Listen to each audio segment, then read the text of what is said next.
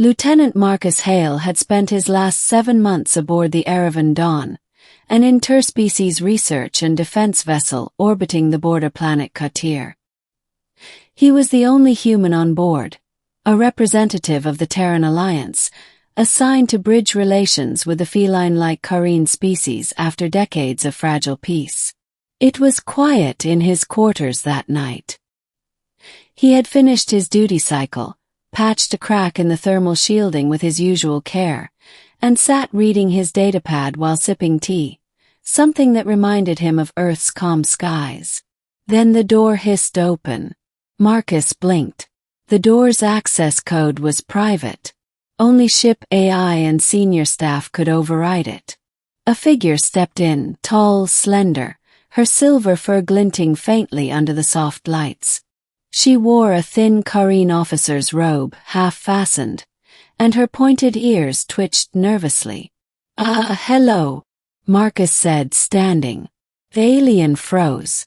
Her wide golden eyes darted across the room. "This is not my quarters."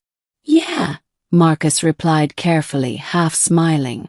"I'd say you're at least 2 decks off from the crew dorms." Her tail flicked behind her, an unmistakable Kareen sign of embarrassment. "Forgive me, human lieutenant. I was distracted.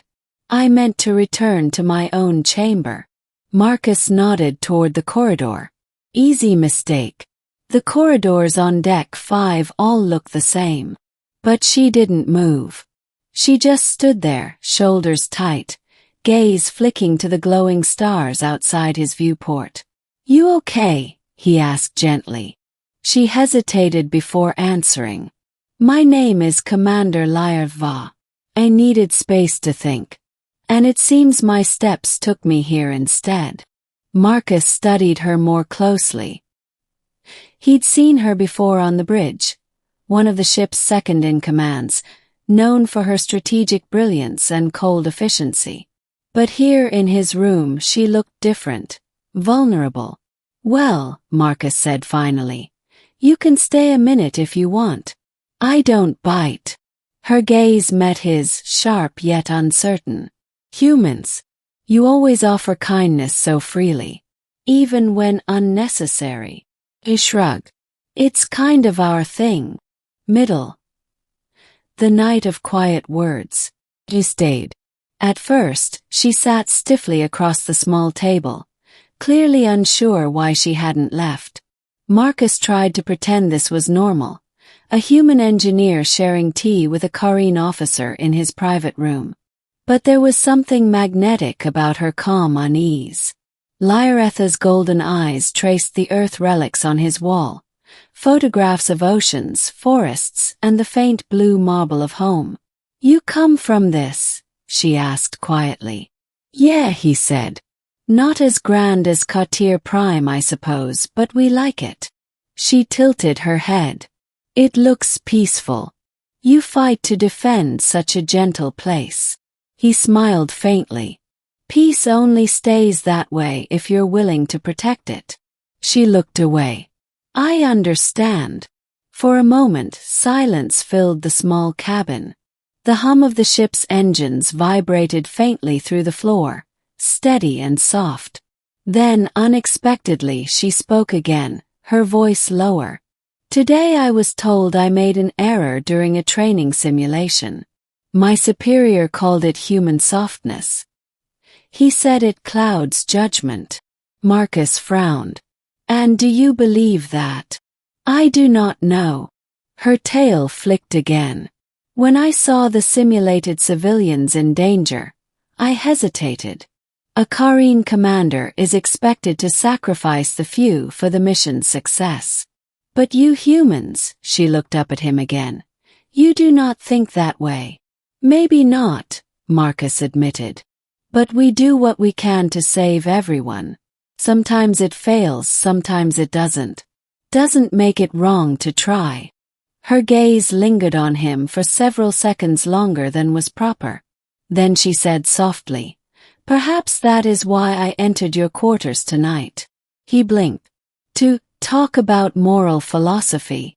She gave a small, fleeting smile, so faint he almost missed it. To understand you. Hours passed unnoticed. They talked about war, about peace, about how both their species carried the scars of conflict they barely understood. Lyreth spoke of Katir's deserts, of her mother's exile during the last war, of how her people feared the unknown in others. Marcus shared stories of Earth. Laughter, music, the scent of rain.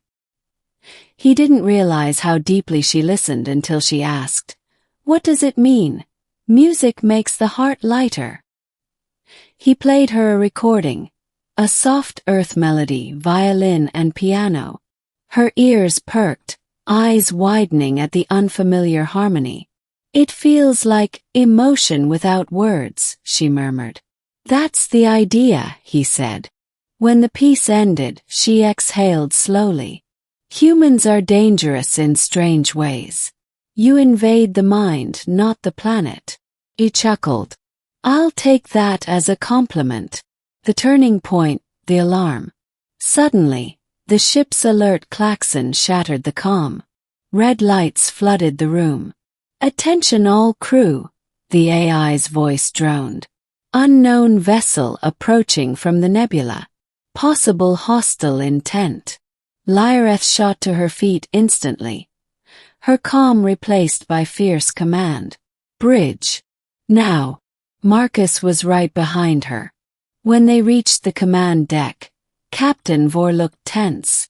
Unidentified warship, Kareen design. No response to hails. "That's impossible," Lyreth muttered. "All Kareen vessels report to the High Council." Marcus checked the sensors. "Could be a rogue faction. You've got fragmented signals in their ID signature." The captain looked at him. "Lieutenant Hale, engineering console's yours." The next few minutes blurred into frantic coordination. Marcus rerouted power to shields while Lyreth handled tactical displays. The unknown ship drew closer, weapons armed.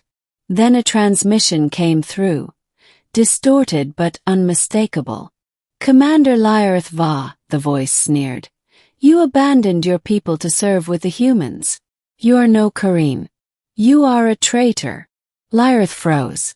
Marcus's hands stilled on the console. "Who is that?" he asked. "My brother," she whispered. "Middle, fire and loyalty." The rogue vessel fired the first volley. Blue plasma bolts slammed into Erevan Dawn's shields, rocking the ship violently. Marcus swore and rerouted auxiliary power. Shields down to 60. Lyreth's claws dug into the edge of her console. "Weapons, return fire, minimum yield. Disable, don't destroy." Captain Vor shot her a hard look. "Commander, that's your family ship. You're compromised." "I said disable," she barked back. Marcus caught the flash of pain in her eyes. She didn't want to kill her own. He understood that all too well. "Target their propulsion array," he said. "Give her the shot." Lyreth nodded once, locked aim and fired. The energy pulse struck clean, crippling the rogue ship's engines without detonating its core. Moments later, silence. The enemy vessel drifted, powerless. Captain Vor exhaled. "Situation contained. Good work, Commander."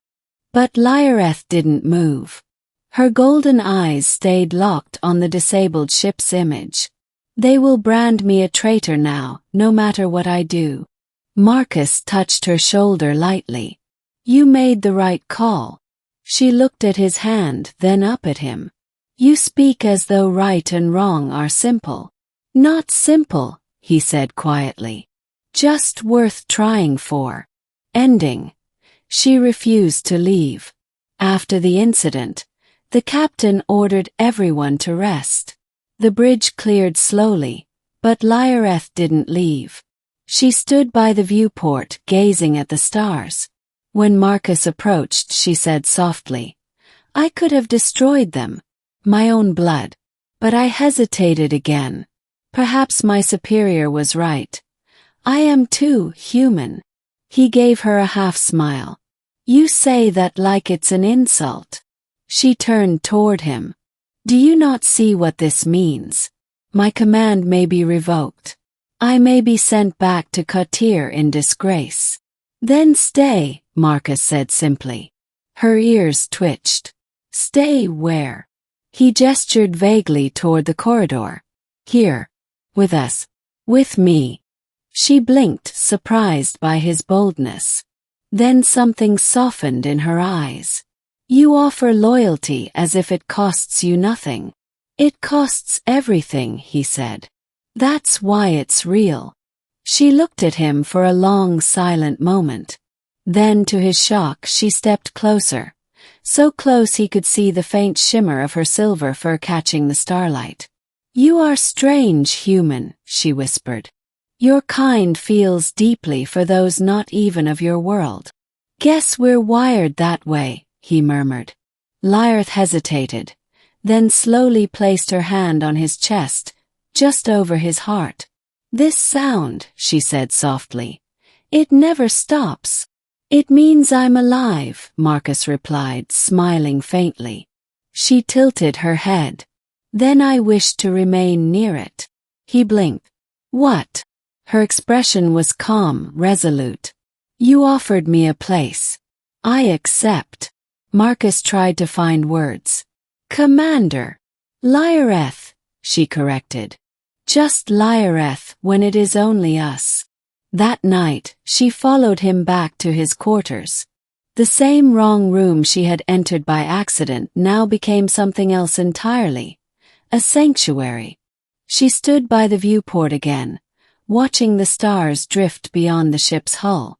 When I first entered this room, she said quietly, I intended to leave after 1 minute. Now I find I do not wish to. Marcus smiled. I'm not exactly complaining. She glanced over her shoulder, her eyes glimmering faintly. If I am to lose everything I once was, then I will build something new here, beside the human who taught me to hesitate. He stepped closer, the soft hum of the ship surrounding them like a heartbeat. Then maybe, he said, it wasn't hesitation. Maybe it was hope. For a moment neither spoke. Then, with quiet grace, Lyrith rested her forehead against his chest, listening to that steady rhythm again. Outside, the stars burned endlessly, but inside that small human cabin, the sound of trust and connection filled the silence. She had entered the wrong room, but somehow she had found the right person.